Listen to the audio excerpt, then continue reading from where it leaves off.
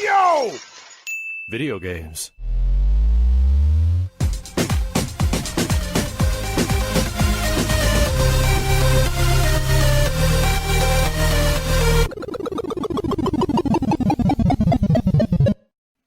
What up, dudes, and welcome back to the YoVideogames podcast. I'm Matt. And I'm Andrew. And once again, thank you to all our generous patrons who kept us going for 321 episodes. 321, yeah. If you're interested in becoming a patron at any level, please check out patreon.com/YoVideogames podcast. Dude of the week is Robert S. Thank you, Robert. Hey, Robert. I could have swore he was a dude just very recently, but I searched. It's not. Keeping records. Names are on lists. No, I'm kidding. Maybe not the time to be making jokes like that, I guess. But 321 episodes, and we double-checked that. We're not wrong this time. We're not fucking up. We're not on 320 part 2. Don't worry, there's a whole rest of an episode to go. So last week there was, I'm sure we're going to fuck up. Last week it was a slow week, and then, like, this week, as though somebody heard us complaining, was like, I'm just going to drop some huge fucking news. Yeah.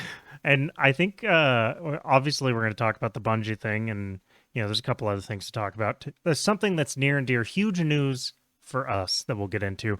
But first things first, we should thank our sponsors. Our sponsors are, like us, fighting the good fight, but they're fighting the good fight for clean balls. That's right. And Valentine's Day is very, very close. So, you know, if you got a little special someone in your life, you know, make sure that you're, well groomed for them as well as yourself. Some would argue that this is for the little special someone in your life, huh? Yeah, or maybe a little special someone's. You know, you only need one to work, but I'm just saying. Yeah, I mean, we shouldn't call it little special. We'll call it like a good size special someone in your life. Well, depending on how much you feel like lying. You're gonna use this baby. You're gonna be like, I'm fucking huge. Because that is the truth. It does not add inches to your dick, but it will subtract obstructions. Exactly, which means visually it'll look bigger. I was sitting there like, do you think people think that we're not using the products? Like they think we're like full of shit or something? And Maybe. Then as I'm saying that, I'm literally cleaning the ball hair off of my lawnmower, and then I realize I'm doing it in front of Matt. Yeah. So barbershop 4 is getting real weird. For better or worse, you know what? I'd watch that movie. For better or worse, I'm definitely using it, and it's now, look, I cleaned all the bell hair off. I can show that on screen. Beautiful. Yeah. 4.0. 4.0. I'm still sort of taken aback by how slick it is. In a way, like, it's it's like the Apple of ball hair trimmers in a way, like where it's like it's well designed. Yeah, it definitely has that sort of like smooth, just sleek, modern. It's like an iPhone for your balls. Although, I mean, technically, I'm sure some people use iPhones, and they get real lonely on a business trip, also for their balls. But I mean, this one will actually make them look good. Damn rather right. than like sad and depressed and lonely in a hotel room far away. Portrait mode does wonders for the dick pic. I'm telling you. Telephoto lens, you get a little bit further away. You got to get like 8 feet away, and then you just, you know what I mean? It's good stuff. We're not here to talk about iPhone. I'm here to talk about dick pic. No, but the other product that I'm real fond of is, of course, the crop preserver, the ball deodorant. I no shit got given a little bit of this as a gift at my bachelor party, and I've been using it ever since. Yeah. And then, Manscaped was all like, "Oh, we're interested," and I was immediately like, "Do I get a bottle of crop preserver? Do I get a bottle of ball deodorant? Because I'm in." I think I'm one thing though, like, in. okay, even if you're not, active, let's just say, you're gonna feel a lot better, just walking around. Rather than having just like sweaty, crunchy, bunched up, just fucking raw Amazon. We got to have some real talk. We're all about the honesty here. And, you go to Disneyland or you go walking around or something, you go to the bathroom, and I hope to God you're washing your hands, but like, your dick's all sweaty and stuff. You could smell it when you unzip to pee. Yeah, Yeah. it gets a little fucked up. This will be Yep. the only time you'll do that, and people will be like, "What's that? That sounds nice." Yeah. You That's know? right. You come out of the You bathroom, should you still smell wash your better. hands, but your hands will smell, Yeah, you smell better good. than when you went in. keep one of the wipes in your back pocket, which I'm now out of them, but that is exactly what I was doing. Because you've been using them so much. Now you're out of the crop wipes, or what are Well, they called? they're the shit. I ran out of them and got rid of the bag. The crop mops. No, they're Crop mops. fantastic. I was keeping them in my gym bag, and then I was like, you know what? I'm gonna keep one in my work bag.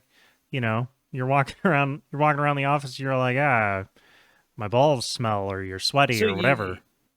my question is, if you're getting up there in age, are you going to be like one of those older dudes at the gym who just kind of sit there, one leg propped up on the middle bench What? in the middle of the locker room? That You're is just going, liberally, just wiping with your crop mop in front of fucking everyone, not giving a shit. Yeah, let's set this straight right here. That is all I've ever wanted to be, and I already do that. All right. I am one leg up, dangling in the wind, rubbing the taint and balls That's with the crop definitely one of mop. my earliest memories of actually when I got it, when I went to it, when I I have a gym membership, but I don't go to it because of Omicron. But yeah, one that of my old earliest dudes just don't give a fuck. They just sitting there, just woo, fucking just. if we have older listeners, that's what it is. The crop mop. The crop mop is, it's my permission to you to go ahead and just fucking do it, because at least it's gonna smell great. Yeah, okay. I mean, yeah, you could be just the guy sitting there trying to tie your shoe, and then right behind you, all of a sudden, leg props up. Instead of fucking, I don't know, Gold Bond foot powder, they should be putting that, crop mop your balls, man. If you're gonna make me suffer, at least give me something to enjoy about it. Yeah. If I have to suffer visually, at least, compensate, aroma wise. Yeah, and I mean they say that smell is a bigger part of taste than we want to believe. So have some taste and do some good for my sense of smell. Okay. That's what I'm asking for. That's where you're going with it. All right. Yeah, no, I wasn't implying. I realized I dug myself into a real hole there about licking balls. Sure did. I mean, look, man, whatever gets you hungry. I really walked into a maze there and I found myself cornered by old man nuts. Yep. But as always, if you're, you can imagine them smelling great. Yeah, I don't have to imagine. My balls smell great, and I imagine that when I'm 80 years old, they will continue to smell great. I don't know. I'll fall off the bandwagon at some point, I guess. They're not just gonna smell like I don't know, must. Well, it's gonna be easier to smell them because I'll be able to hold them up to my nose. Yeah, what's that old man smell? Like a musky old man smell? Patchouli? Is it fucking patchouli? I don't know. I don't know. This, don't go for patchouli. Go for this. It smells a lot better. But as always, if you're interested in checking out the performance package, which comes with, they take care of you. They go base layers. They got your underwear and your ball trimmer and the crop preserver and the crop reviver, which is like a spray version. All the way up to a t-shirt is included in the performance package. Also wore that to work. People were like, and it's not just your balls. You can take care of your body. You can take care of your hair on your head. You can take care of your lips with the lip balm. Oh, dude, no shit. I started using the shampoo for my beard. So yeah, us bald folk. Now your beard smells like your balls. It smells sort of great, actually. Yeah. I've got scent continuity from under my nose down to my taint. It's like one continuous, delicious smell. Yeah. And it's beautiful.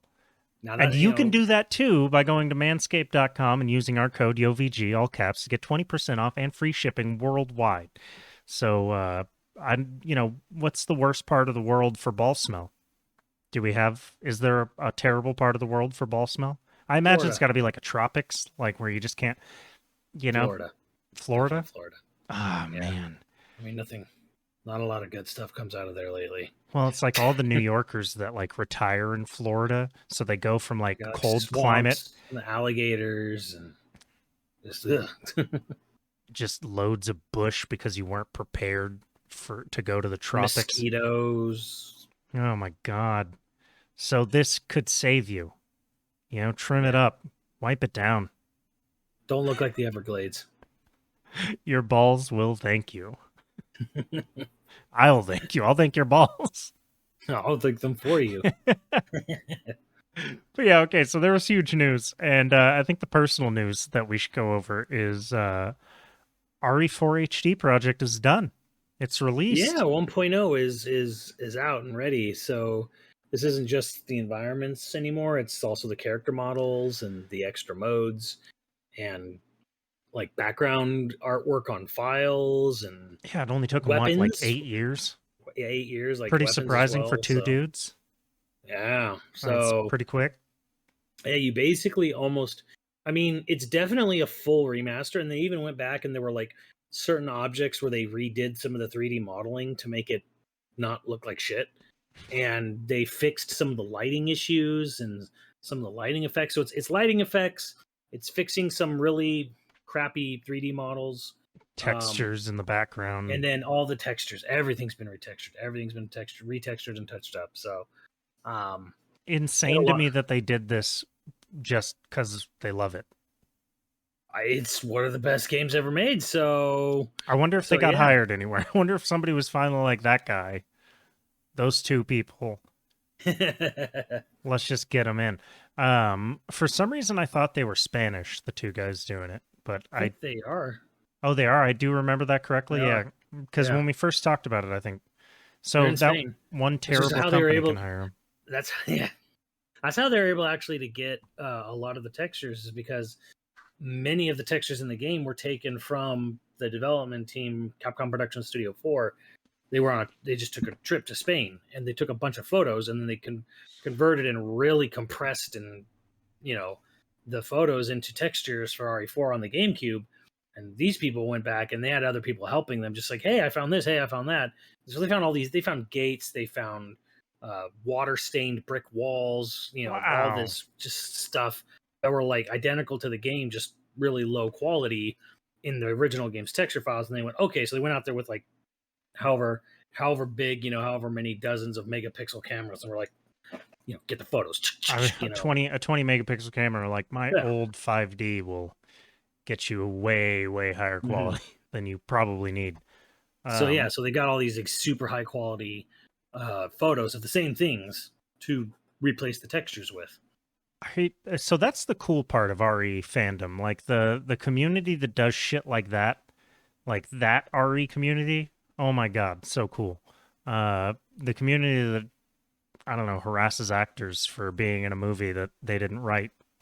Sort of upsetting. Oh my God! Like, I wonder what the Venn diagram is there. Look, we've had this sort of rant before, and it's like, I just don't fucking get it. I think people are. I want to believe people are getting better about it, although they'll probably just move their harassing to the writer or director, which, whatever. Like, we can take it. It's kind of like it's kind of like you said. It's like, why can't people just enjoy something and not be a diehard for it? Where it's like, okay, like, I was just thinking about that the other day, where it's like, yeah, everyone kind of knows the story of the poor bastard who played Jar Jar Binks. Man, it's like, man had no fucking, man had no like, say necessarily. He played the character he was hired to play, and then it happened to Rose Tico in Last Jedi, and whatever, and people were like, "Oh, yeah, fuck you! You're this terrible Star Wars movie." It's like, oddly enough, I was asked to play a main role in a Star Wars movie.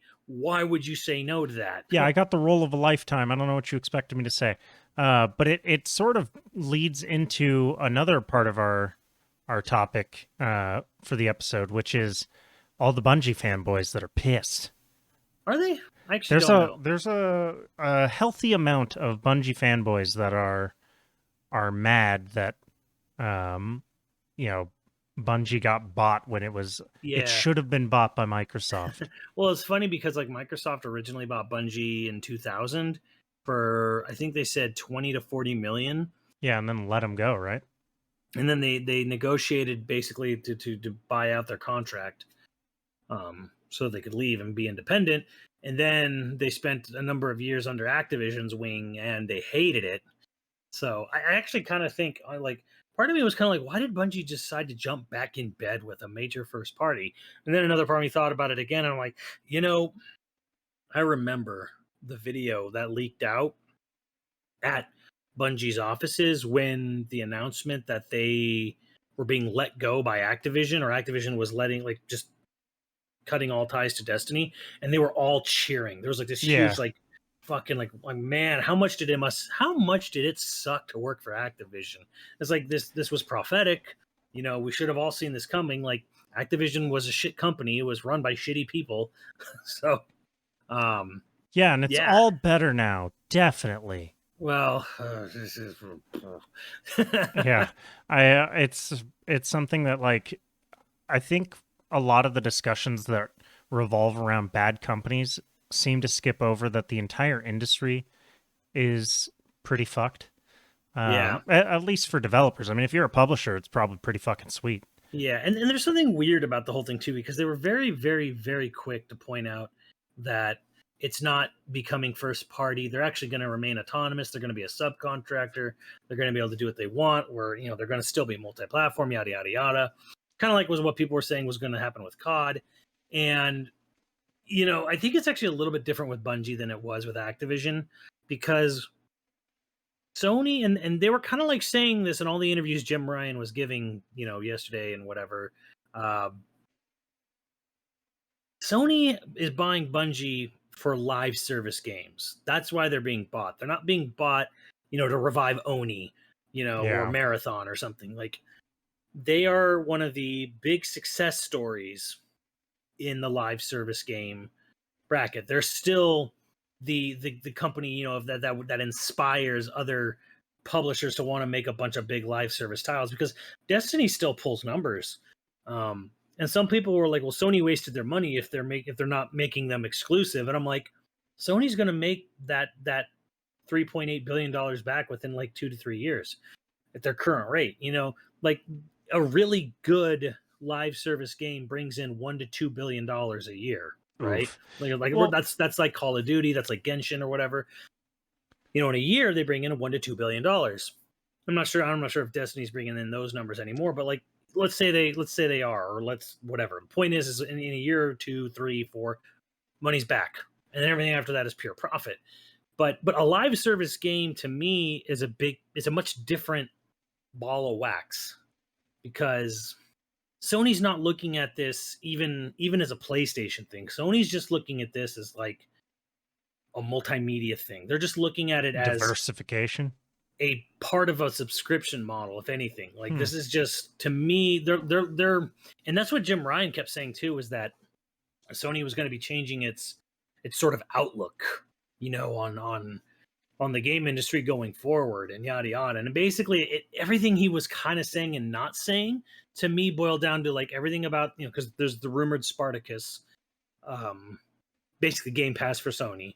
And I think that's kind of where Sony's going. I think Sony probably has taken a good hard look. They've probably done a lot of analysis, anal systing of what Microsoft's been doing, and they've probably crunched a lot of numbers. And Sony's probably looking at the future and going, subscription service. Yeah. Subscription service model. For now. Once everybody has a subscription service, then we'll see. Right. And that's the problem, is that, I mean, they all kind of, they technically do. PSN is a subscription service already. Yeah. Nintendo has a subscription service already. And Microsoft definitely does. Microsoft has the most bang for your buck one. So I wonder why people are pretending that Sony's out of money now, though. Like, they don't have the money to do any big... Well, they do. But it is true that Sony does not have as much money on hand to spend, doesn't have as much acquisition money as Microsoft does. I mean, that's just pure fact. What I think people are getting wrong here is people are thinking this was a reaction to the Microsoft buying Activision. People think it's a reaction to that, and people think, well, it's a reaction, but they also can't spend much. So it's all they could do. They had to react, but they can't spend a lot. It's like, no, you're not. No, dumbass. Like, that's not how this works. Like, and then Keeley comes out and he's like, acquisitions are coming. Yeah. Watch out for the acquisitions. And they said this was a 5 to 6 month process. I'm like, absolutely, if not longer. So I mean, I'm always saying companies are lying, and they are, but this Bungie deal was not a reaction to Activision. It wasn't. It's not something you can react to. Yeah, like their reaction's going to be when they buy Konami. Well, it's like they don't. I mean, it's not how like what 2 weeks ago Activision got bought. It wasn't like within like a couple days. Microsoft or Sony called up Bungie and were like, "We need to buy you. We need to buy you now. Yeah. We're gonna sign the deal now. We're emailing you. Just do it now. Do it now, and then get it out to the press. Get it out immediately." And people are like, "Well, it seems like it." Because then Bungie would have just come back with a ridiculous number. If That's anything, what I would have done. Right. Well, I think if anything, we need to buy you now $15 billion. Maybe they sped up the announcement timing, because they knew this was happening. Maybe they announced it a little earlier than they were going to sort of like get people off them or get investors off them. Like, what are you doing? What are you going to do in response? What are you doing in response to this? Yeah, that makes sense. Maybe the timing of the announcement, but the actual acquisition itself, that happened half a year ago, or sometime probably. They probably started talking about this last summer. Yeah, I mean, I don't know a ton. Sorry, I don't know a ton about it, but what I do know about it is that like deals like this take a year to do. Like it takes a while, and it's never really speculatively driven. The only one to me that is actually sped, like that happened quickly, is the Activision one. And when I say quickly, I mean like apparently they started talking about it back in September, September, October, right when all the shit was hitting the fan. And it wasn't out of the blue. It was literally Bobby calling Phil back and saying, "Hey, I know you've put offers in before. I'm willing to talk now because I've got way too much fucking heat on me. Because my legacy is about to be ruined." I mean, it is anyways, but... yeah, no, I mean, well, he's never really had a legacy. He's just... I don't think there's ever been a time that I've ever heard like, "Oh yeah, that Bobby Kotick, here's a great thing he did." Like every story I've ever heard of him since I've started paying attention has just been dude's an ass. Yeah. He's not even an asshole. He's just like, he's a dingleberry. Yeah. So from what I understand, the Microsoft acquiring Activision got fast tracked. And again, the deal doesn't go through until this summer at the absolute earliest. The FTC's already said they're going to investigate it. And it's going to take up until July of next year for them to finalize it. So it's going to go through a government auditing basically. And and it's not even going to start until 6 months from now. So yeah, the Activision deal is the only thing that's kind of happening kind of quickly, and it's only happening quickly because Bobby knows how much how much damage is coming down the pipe with these lawsuits. I think this was very much so like, all right, shit is going to start looking really goddamn bad, and it's going to start looking bad on not just other people, but me in particular. So this was his golden parachute. Yeah, absolutely. So because his parachute in this in the event of this sale, he's going to get a $375 million bonus personally. Whereas the results of all these trials, it could end up he could end up being terminated with cause. If enough shit came out and there was enough shit pointing to him, and he might have even known flat out that it's like, oh yeah, they're gonna find me culpable. So I wonder if this drags on too long, if the deal drags on too long, I wonder if Microsoft will just kill the deal, get a better price after shit's hit the fan. Maybe not. Maybe not. I mean, the IP and branding is still so valuable. Either way, it is still just kind of like a win, because again, it also doing it now also kind of like, Microsoft can get to that point where they have to start doing exclusives immediately. Waiting another year and a half means that it's going to be another year and a half before anything can get going project wise. Like the sooner Microsoft gets in there and starts, the better. starts changing stuff up, the better. So, I mean, yes, it's a lot of money, but by the same token, Okay. it's not going to hurt Microsoft that So much. Bungie's going to do a bunch of live services game. Do you think they're just going to Yes. continue with the Destiny train That's a forever? good question. They didn't specifically say one way or the other, actually. They just said that they have live service plans. And Jim Ryan said they have multiple live service games. Destiny 2 is not going anywhere. That will continue to be updated and supported on every system forever. And I think they might actually, yes, say Bungie does a new IP, which will be a live service game. It'll be on Xbox. You think so? And PC. Yeah. Because it's not really about, having an exclusive necessarily here, because this is probably going to be something that's going to be either very cheap or free to play. Oh. So it's just raw money for Sony either way. And I think Sony's also noticing, because and here's the funny thing, because people might point out, like, well, Sony does publish games on Xbox and Nintendo. It's called MLB The Show, which literally has the PlayStation Studios logo on Switch and Xbox game cases. That's a bit of a different story, because that was literally a court order. So Wait, people what? so basically, people were formed a lawsuit saying that, Sony has the only officially licensed MLB video games in town, and it's like the people were kind of arguing it's monopolistic, like people can't play MLB games. And a court actually agreed with them and said, you know what, that is true. That's fucked up. And literally said, Sony, you have to publish MLB on every system. That is I don't know, so weird. I can't remember if it was court ordered or MLB ordered, like MLB ownership ordered. It was one or the other. If you want this license again, you've got to put it on everything. I thought it was the court order, because MLB agreed to that exclusivity contract years ago and didn't have a problem with it. I think it was a court order that came in and just said, yeah, you can't own the MLB, only you got to put it on. So I was like, fuck. so yeah, MLB The Show is on everything now.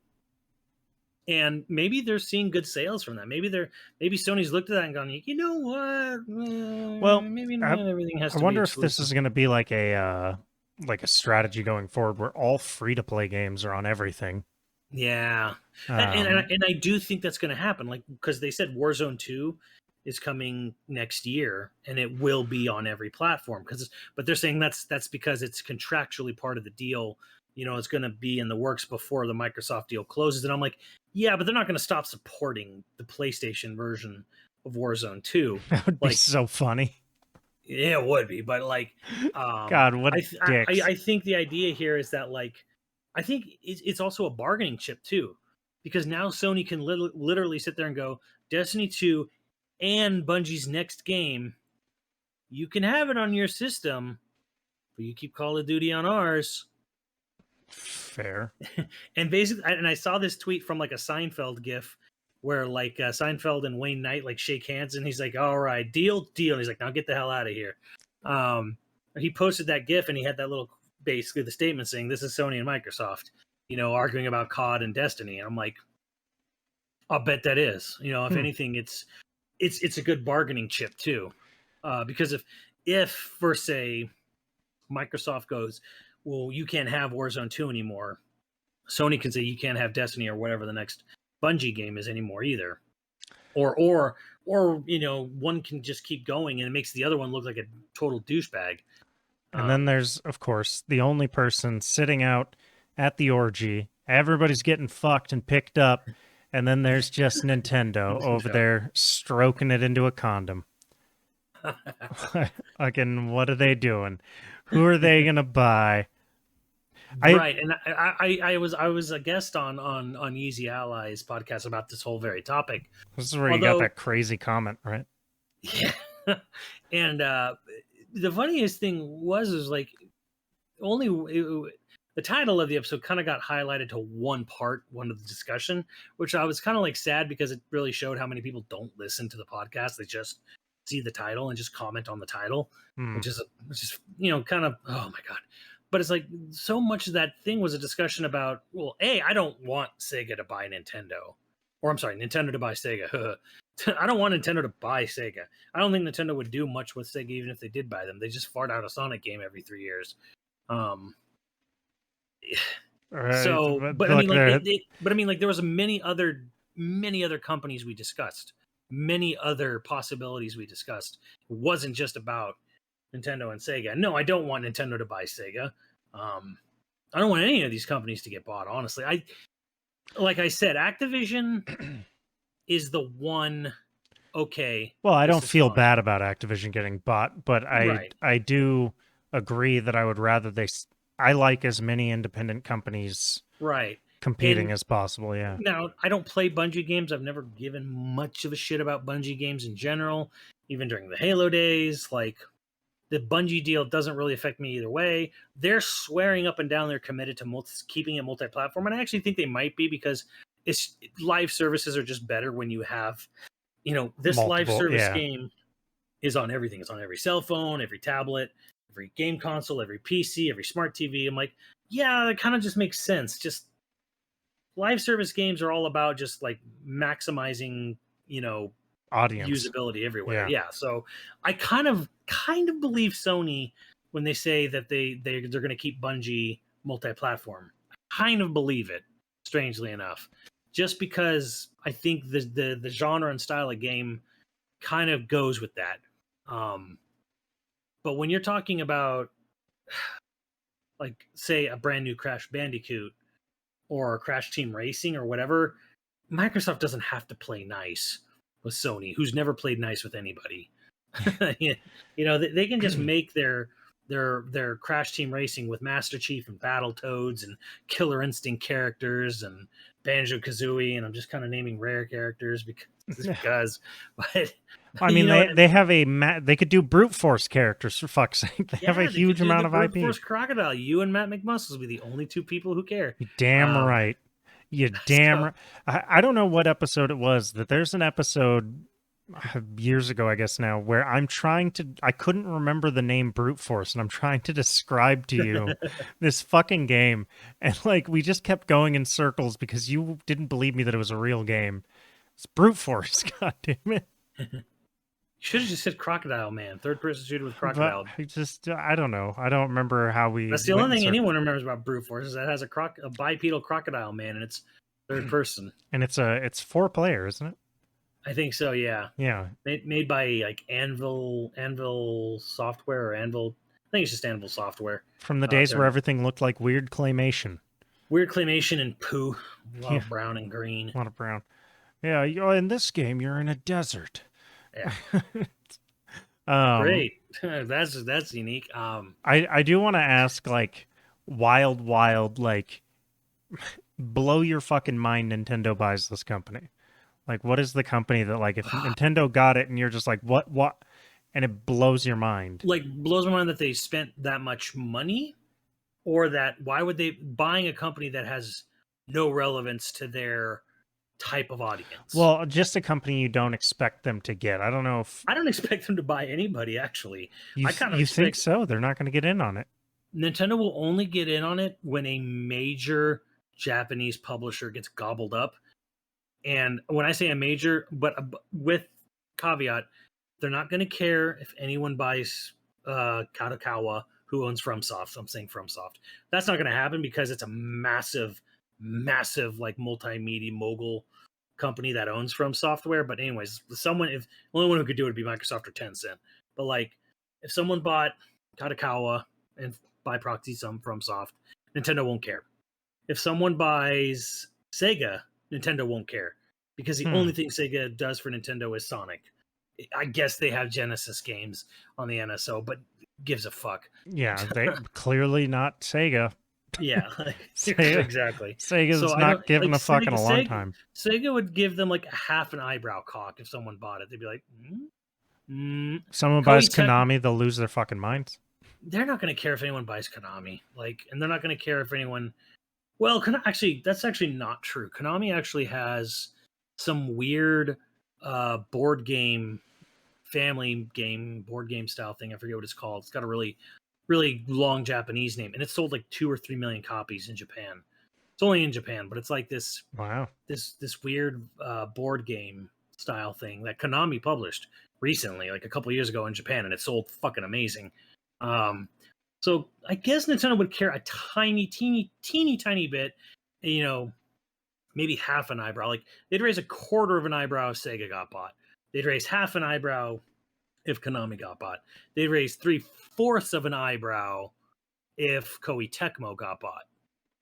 Because they do a lot of collaboration shit with Koei Tecmo. They'd be like, hey, wait a minute. They'd probably be like, hey, wait a minute.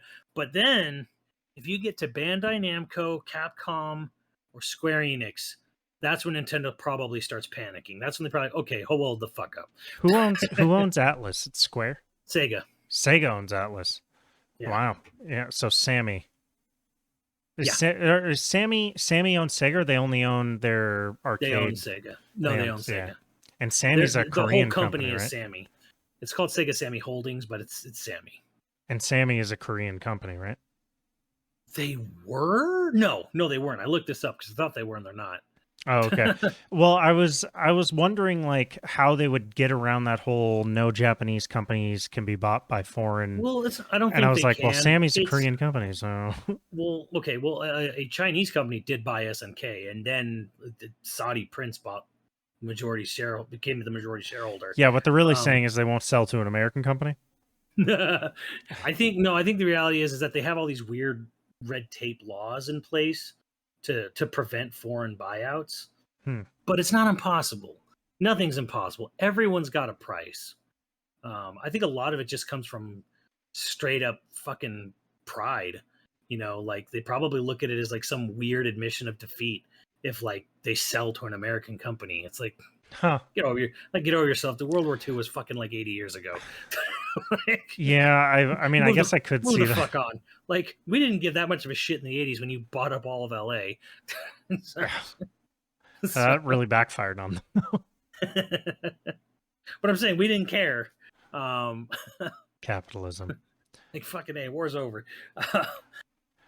But so yeah, I don't think Nintendo's going to give much of a shit until one of those three, Namco, Square Enix, or Capcom. If one of them get gobbled up, then I think Nintendo then goes, whoa, wait a minute, what the fuck? Nintendo's probably going to be like, and trying like, well, should we do something? Should we make a move? And then all their shareholders are going to come at the next meeting like, what the fuck? Yeah. Well, I was sitting there going to say that make my eyebrows raise as if Nintendo bought Square.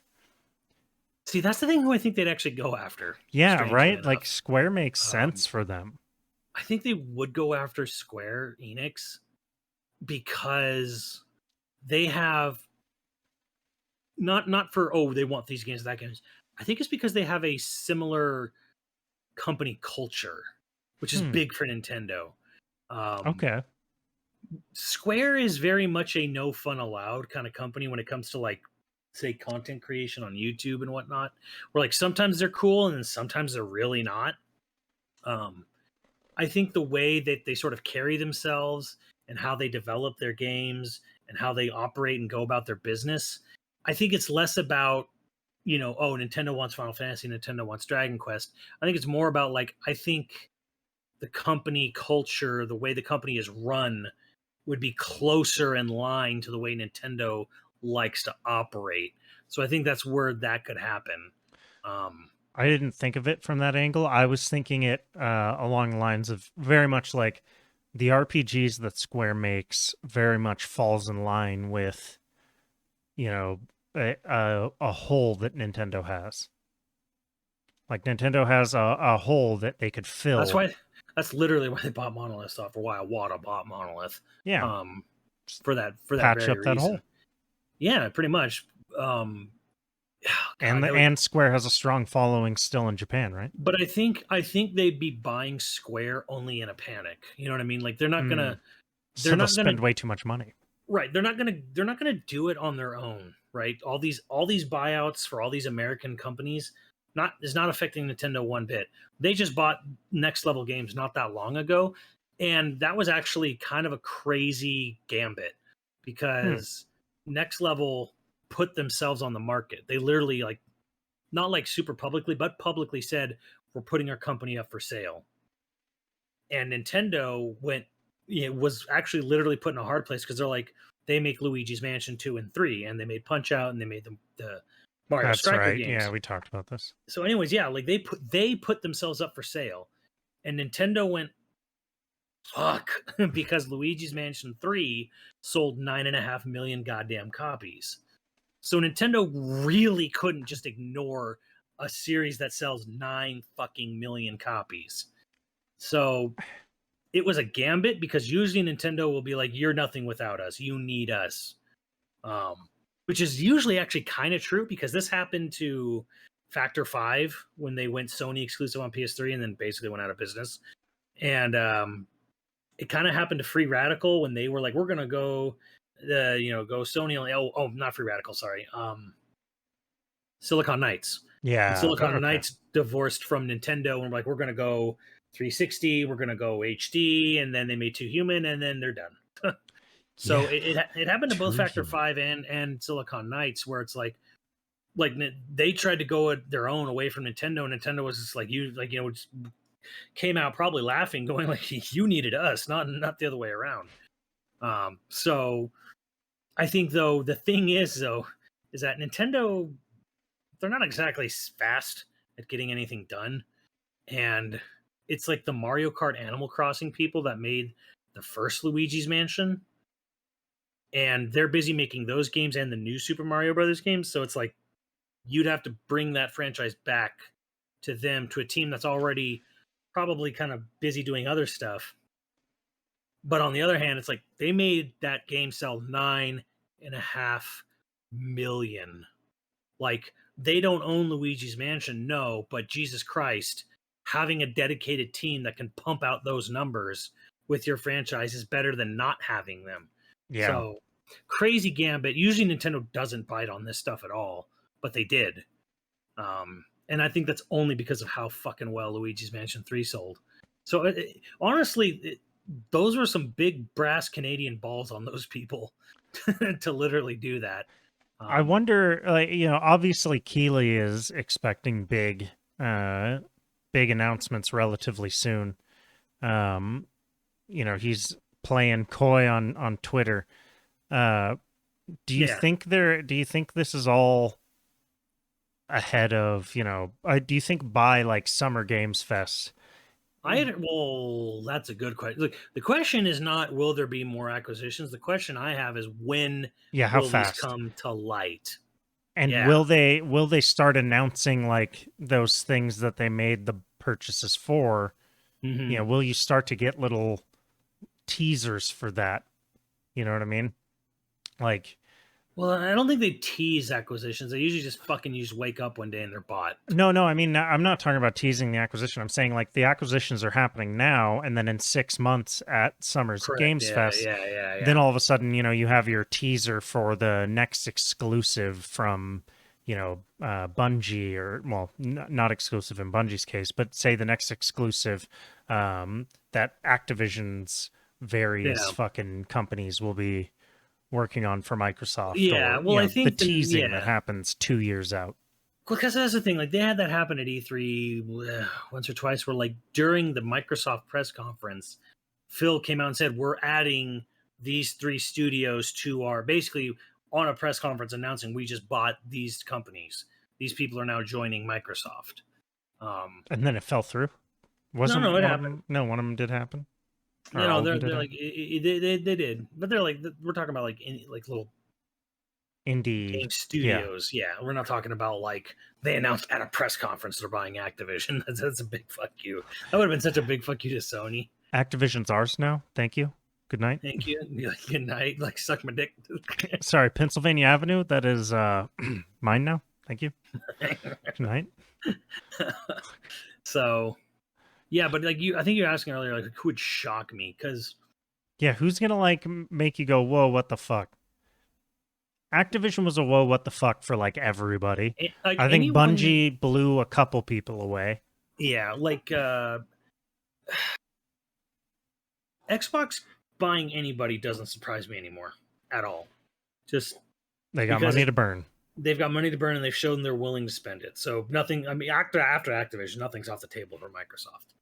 Sony is kind of like, I'm just kind of waiting to see what they actually do. Like, does this prompt them to buy someone or not? I think Namco, because Namco's worth a shit ton of money, because it's all of Bandai and Namco, so there's like a shit ton of toy and anime tie-in stuff. They would immediately own like 2/3 of the fighting game community. Yes, which like Namco busts out. Which I'd almost get it if Sony did do that, but they're a lot of money. Like Namco's worth enough money that I'd be like, I don't know if Sony's willing to spend it. Not that they couldn't, but that would they be willing to? They're not worth more than Activision, right? No, they're not. But they're worth a lot. They're like the highest. They're one of, if not the highest, most expensive Japanese publisher out there, just because of how big the rest of that corporation is. So yeah, it's one of those things where it's like, I'd be kind of surprised if Sony was willing to foot that bill for Namco. Nintendo, almost anything would be a surprise. I'd be really shocked if Nintendo did it. It's kind of the same thing. If Nintendo went out of their way to buy Namco, I'd be really shocked, because most of their product is outside of Nintendo's wheelhouse. Yeah, like what would they be? What would be the benefit? None of. Well, I guess there's plenty of Namco stuff that would run on Switch, but like Switch isn't exactly the preferred hardware for most of. Yeah, although I mean, at some point, the Switch is going. Even Nintendo's going to have to admit at some point the Switch is over. So will they continue handheld, or will they finally build something that competes? I honestly think it'll still be a hybrid next time. Fair. Almost anyone would be a kind of. I'd just be surprised in general if Nintendo was pressured into buying someone. Period. But FromSoft is way outside Nintendo's wheelhouse for stuff. That would make a lot of people pissed off. I just chuckle and be like, well, because they would no longer make the games they're making now, for damn sure. No, I don't know. I don't even know if that's necessarily a Switch only Bloodborne. Well, right? I mean, they couldn't do it, Bloodborne, but not specifically, but like a not Bloodborne, I guess at least it'd still run at 30. Exactly. So I'm like, because people are like, oh no, it's going to run terribly. I'm like, they always run terribly on console. Yeah. None of their games have run particularly amazing. Yeah, only the big GPU, tiny dick, elitists actually can play those games at a decent frame rate. Excuse me. It's a good size. Come on, dude. GPUs are basically like trucks for computer nerds. I fell into my GPU. As I say, with a GPU that's literally like 3 times as big as my last one. So we've talked about. I'm part of it. I'm part of the problem. I trim my balls. You could see a whole lot of dick. So yeah. Those things are colorful, by the way. I'm like looking at mine right now, like the 30, what do I got, a 3070 Ti, and it glows on the side with this rainbow color. Yeah, no, and then like my motherboard does that, and my there's like RAM. Yeah, no, it's like a goddamn nightlight. Yep, it lights up the whole living room. It's ridiculous. But yeah, anyways, that'd be shocking because I like talking about it so much, I almost want to go back to 2006 and be like, remember when Nintendo bought a company that had no fucking, hardly any relevance to them at all, and then Monolith Soft? They made these really long-winded, cutscene-heavy, shitty RPGs for Namco. And it's like, it's nothing, and they talk about all kinds of weird religious shit and Gnosticism, and there's violence and blood, and there's all like an insane amount of racial allegories, and like, this is not Nintendo. And then like then Iwata buys it, and like, yeah, I have a hole to fill, and it's like, the fuck. I really want us to make games that make people think. Like, wait, who are you? What? Like, to me, that's actually the more interesting thing, is when you buy a developer that's basically like on the ropes, and they were morally on the ropes. They were like, if they didn't get bought, I don't know if they'd be around anymore, kind of thing. Like, And the weirdest thing is that somehow that nurtured them into completely Cinderella storying themselves and like changing, like they change their sort of like everything on how they design an RPG, and then they come back and now they're fucking, and then they make an engine for Nintendo, like a massive open world engine that Nintendo fucking desperately needs for Zelda and shit. And it's like, that is, I mean, you can't predict that. You can't, as a megacorp, you can't just go like, this tiny developer that's kind of like on the, you know, on the fringe of going under, we buy them and they're going to become like fucking super important to us like 10 years later. You can't predict that. So, but damn, is it way more interesting when someone does something like that? You know, like if, you know, someone like Nintendo, you know, bought, well, I mean, it's part of Capcom. I'm like, if there was like, say, the Resident Evil team, you know what I mean? Well, they did do that with GameCube, so we can talk about as our final topic. Or like Konami, that's a good one. Like, what if Nintendo bought Konami, right? Well, I'm just waiting to find out who's going to do it. I feel like Konami's the one on the chopping block. I feel like Konami's the one. Well, they still make money because they run like life insurance and gyms and shit in Japan. Oh, absolutely. I don't think they'd sell their entire business. I think they would just sell the video division. Yeah, just the gaming division. That's, I mean, we all want that, but I don't know if Konami's going to be willing to do that. They should. They're not going to do anything with it themselves. Well, I've heard rumblings about it, but anyways, yeah, just Nintendo could buy Yacht Club Games. Okay, yeah, well, that would make sense because it's so in their wheelhouse. Yeah. Right? I'm just saying, like, if they just made a Zelda clone. They didn't. Well, just saying, like, with Konami, let's end it on that. It'd be weird because Konami's known for Silent Hill, Metal Gear Solid, and then a couple of other things. Like, you know, they have Bloody Roar, but I mean, like, you know, like Castlevania. Sorry, Castlevania, which was known on Nintendo portables, but Castlevania, Metal Gear, Silent Hill, Contra. These are not necessarily Nintendo-centric IPs. Castlevania used to be, and then it wasn't, and then it was. So that's kind of like the only gimme. But like, it could be, but it could also just be like it's a hole to fill. They don't have horror games. They don't have. That would be really interesting if they did do that. But yeah, like Yacht Club, like you said, though, I almost Yacht Club just kind of makes sense. Yeah, Yacht Club, I've always kind of halfway expected one day, way forward, where Yacht Club was just going to get bought by Nintendo one day. But they haven't, you know, and I think that's good. I actually like the fact that they're able to remain independent and be an independent developer and sort of publisher now too. So I mean, it makes sense when you see that they released what's it called, Mina the Hollower. Yeah, you showed this to me right before we started recording. So it was announced today. Gerard announced it on G4, and they did a full big long playthrough of it as well. So yeah, it's so, you know, it's kind of been on everyone's mind. What are they going to follow up Shovel Knight with? Because they've done a lot of Shovel Knight DLC and spinoffs like Pocket Dungeon and Shovel Knight Dig, but they haven't, like, what's their next follow up game? And here it is. It's Mina the Hollower. So it's mostly Link's Awakening. Yeah, I mean, it looks. So they said specifically they're using the tile set and color set of the Game Boy Color.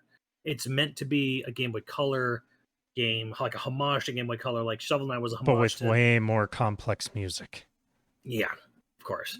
It's 16-bit style music, but it's definitely like this wouldn't work in real 16-bit. So yeah, so it's mostly Link's, but it's got Castlevania elements because like you can pick up like axes as like extra throwable items and stuff. Nice. And he has like a whip is his main weapon. And then apparently they were talking to the director and one of the lead art guys, and they're like the huge Bloodborne fans, obsessive Bloodborne fans. So the whole theming is very Victorian Gothic era. I forget the director's name. It's like Alec. I forget his last name. And Baldwin. Yeah, Sandy Cooper or Sandy whatever for the art guy. But yeah, like they're huge Bloodborne nerds.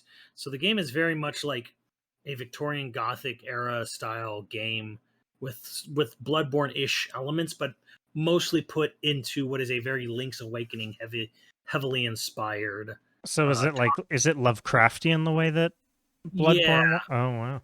Yeah, I guess so, or more macabre, I guess, rather than cosmic horror. Um, so yeah, Interesting.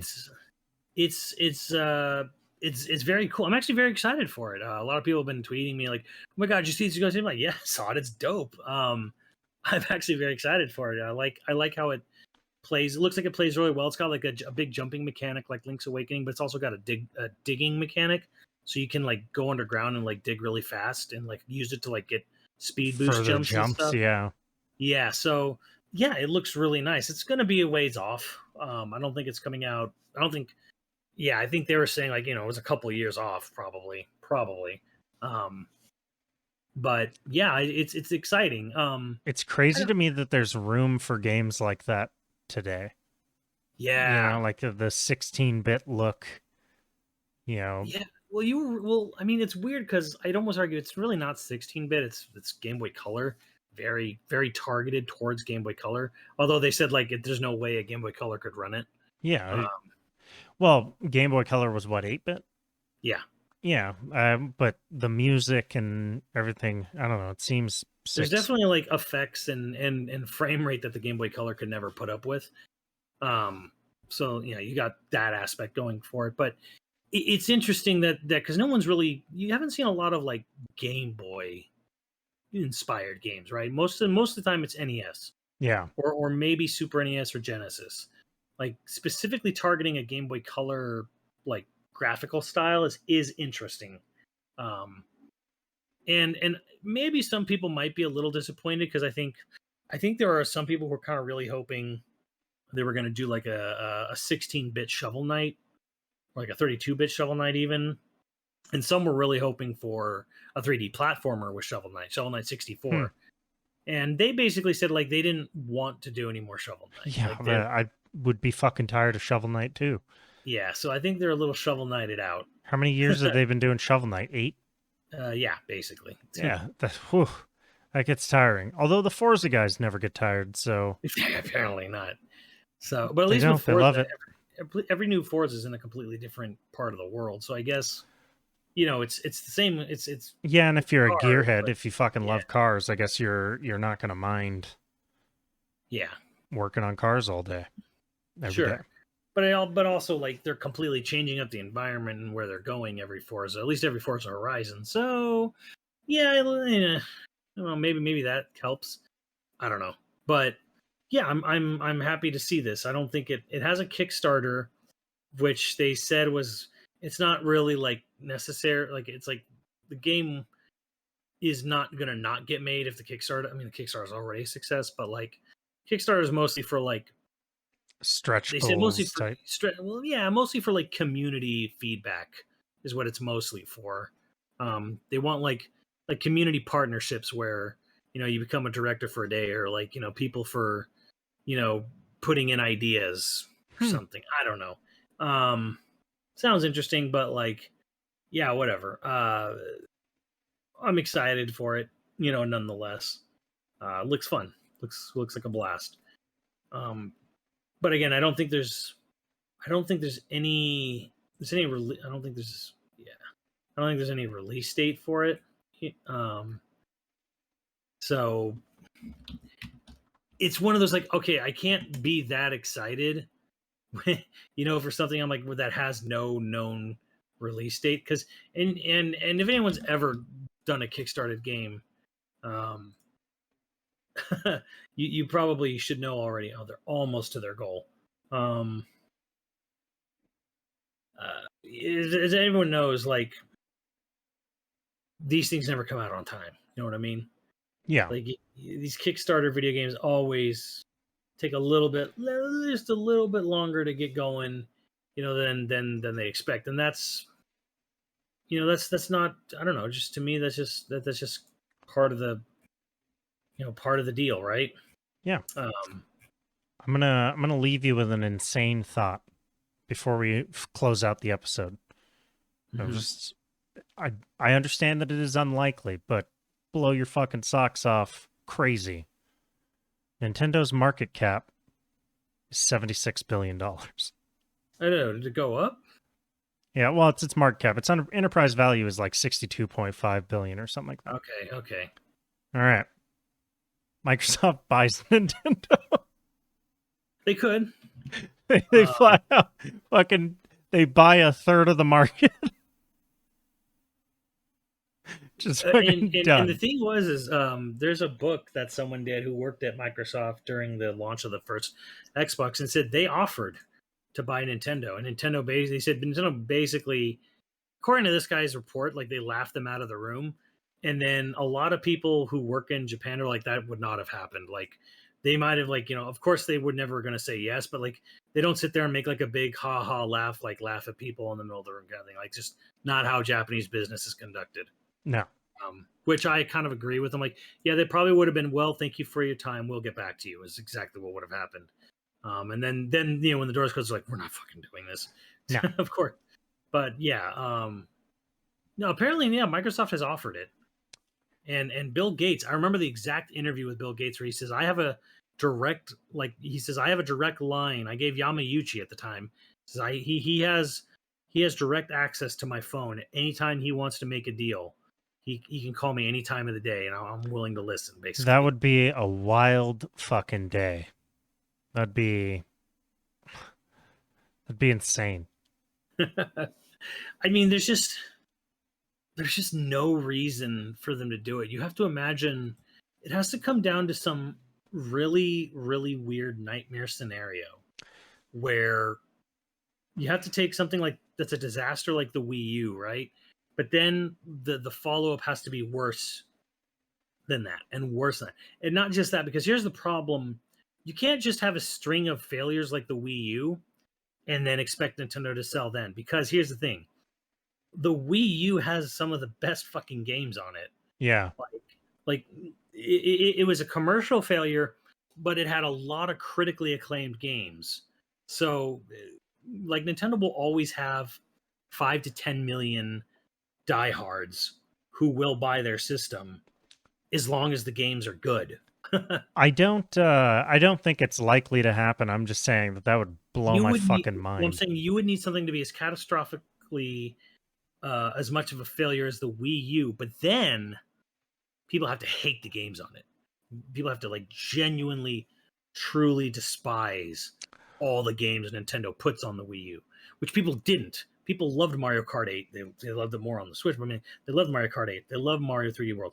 I love Donkey Kong Country Tropical Freeze. I love Bayonetta 2. Smash Brothers, people loved it. People love Splatoon. People loved the games on the Wii U. Microsoft buys a big old hefty chunk of Nintendo stock.